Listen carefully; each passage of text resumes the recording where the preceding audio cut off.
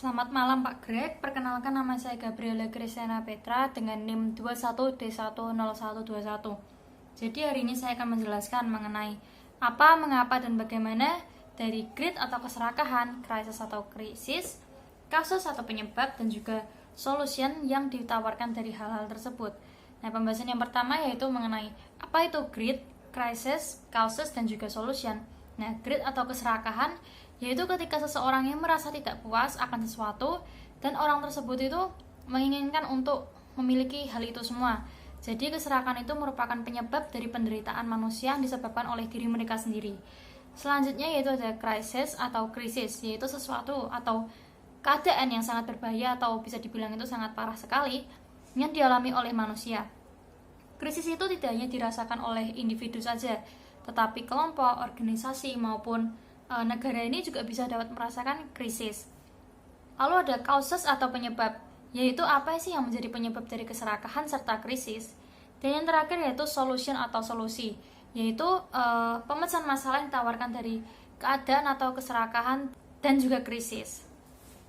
Selanjutnya yaitu pembahasan mengenai mengapa atau why. Mengapa ada greed dan juga krisis. Nah, kedua hal ini itu juga dipastikan dipicu dari manusia sendiri.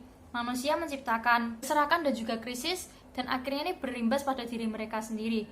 Greed atau keserakahan itu ada karena manusia itu terkadang masih merasa kurang puas, bahkan merasa tidak puas terhadap diri mereka sendiri. Dari ketidakpuasan inilah yang akhirnya itu mengakibatkan manusia berpikir dan mencari cara agar bisa memperoleh lebih banyak daripada yang sudah diberikan. Sehingga hal ini tuh menyebabkan penderitaan bagi manusia. Apalagi orang yang serakah itu pasti menggunakan cara kotor untuk mendapatkan hal yang mereka inginkan, dan pastinya itu sangat merugikan bagi orang lain maupun diri mereka sendiri. Yang selanjutnya yaitu mengapa ada krisis atau krisis. Nah, krisis itu juga sama disebabkan oleh manusia.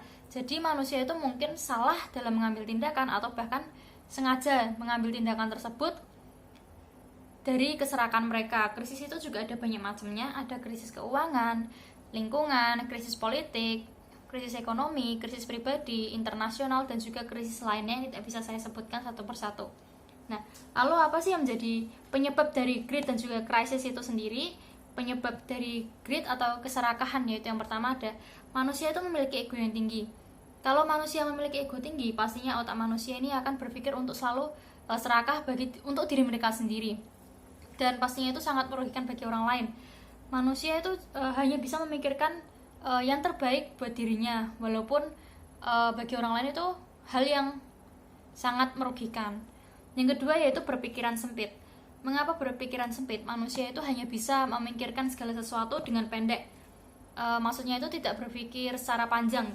Jadi manusia yang serakah itu hanya memikirkan kenikmatan dunia yang hanya sementara saja, padahal ketika manusia atau kita ini meninggal, kesenangan itu kan tidak dibawa sampai ke surga, tapi hanya di bumi saja.